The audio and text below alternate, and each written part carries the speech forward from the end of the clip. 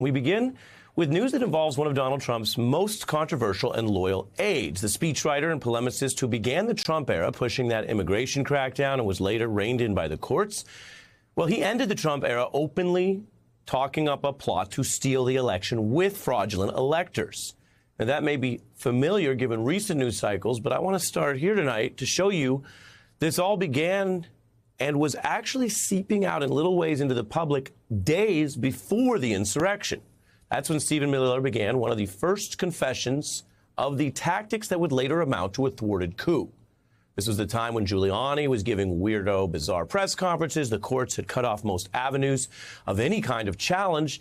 So at the time, it might have sounded like more puffery and rhetoric from this ship of fools that was going down a legal ocean.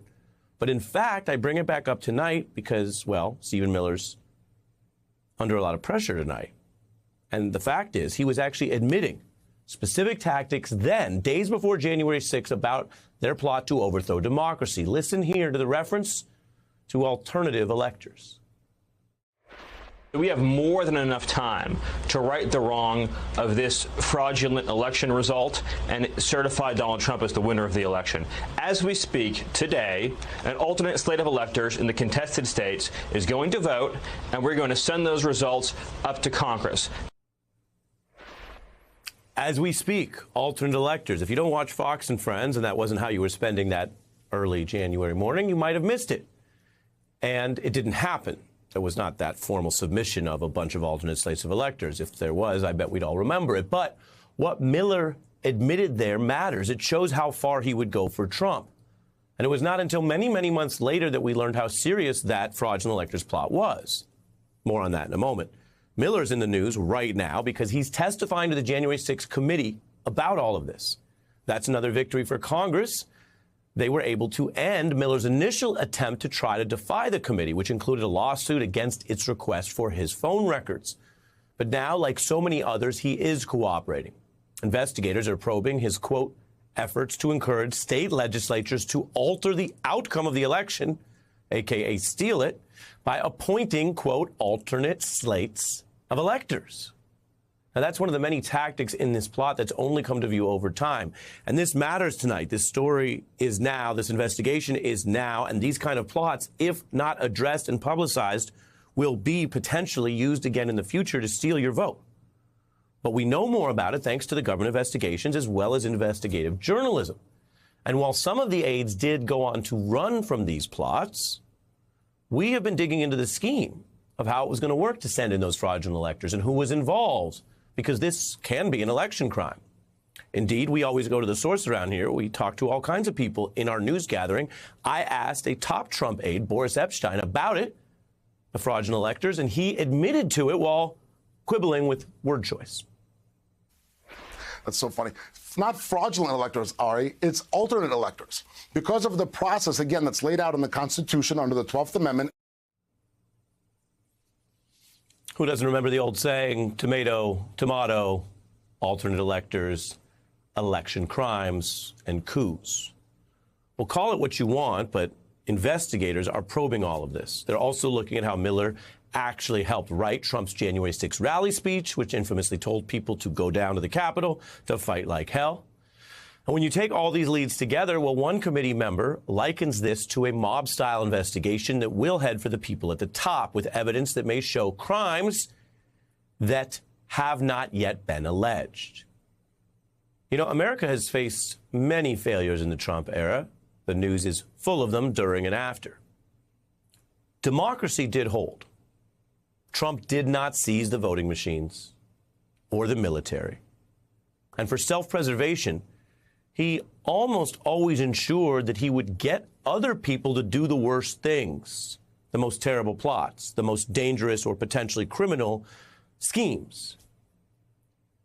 You could say many things about him, but whatever it is in his life and business and politics, like other people who have evaded investigators, he did know a thing or two about not acting alone and leaving a lot of evidence pointing back to himself. And that's why so many of these sloppy coup plans did hit those roadblocks. That's why I mentioned to you that democracy held, because when the votes showed Trump's loss and the courts tossed those cases, Mr. Trump, the outgoing president, was left impotently begging Mike Pence or Bill Barr to help a kind of a last-ditch sloppy coup. But we know what happened. Pence said no. Barr said no and left, which is why then Trump found himself begging his own aides or former aides, who had far less power than those people mentioned, to, as we're hearing, find some fraudulent electors or run these pressure campaigns on members of Congress. And that is where the Millers and Bannons and the Navarros come in. If there's any doubt, that's why Donald Trump is still out here reliving his anger in his toxic relationship with Mr. Barr, casting the former Attorney General's opposition to do election fraud at the end, which is a low bar for a prosecutor, by the way, just not committing new crimes. Trump now casting that as Barr's fear of some kind of congressional impeachment. Look, we also had a chance, but Bill Barr, the Attorney General, didn't want to be impeached. Had Bill Barr had the courage to do what he should have done, instead of being worried about being impeached, I said, look, get impeached. Is that what Barr was worried about? There's actually reporting that Giuliani and Barr were more concerned about criminal liability and jail for Trump and his aides than they were worried about congressional impeachment if some of these things went through. Giuliani famously telling people around the White House that one of the final memos that came in that talked about getting the military to seize voting machines would land them all in jail. Now the DOJ that Barr once led is grinding forward with prosecution of Trump fans and insurrectionists. I could tell you there's a new conviction today, guilty, the verdict for a rioter who had offered that weak defense that he was just following Donald Trump's orders that day. Now, that's one of many, many Trump fans who stormed the Capitol and talked so tough on January 6th, and then found he couldn't hack it when the pressure came. We've seen them turn on each other. Some are cooperating. Some are blaming Donald Trump, their leader himself, for the now convicted crimes that day. And that's one more MAGA convict learning a lesson that Vince Staples once shared. Everybody tough till they got to go and see the judge.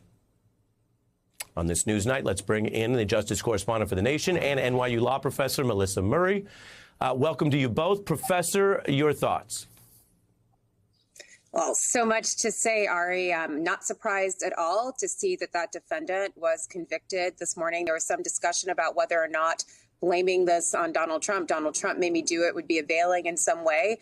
We've seen this kind of plea before. As I've said before, there have been those who've been involved in the drug trade and in gang violence who have said that they were sort of lulled in by strong, charismatic figures and made to do these things without their own knowledge or their own doing. And it's all been unavailing. And I think here it was similarly unavailing. Whether it means that Donald Trump will face criminal liability in the future for inciting violence at the ellipse is another matter altogether. And that, of course, is what is the focus of the January 6th Select Committee. And the fact that Stephen Miller is testifying, and we don't know what the subject of his testimony will be, but the fact that he has decided to stop stonewalling and at least provide some testimony to that committee suggests that they are moving closer to that inner circle, and that is progress indeed.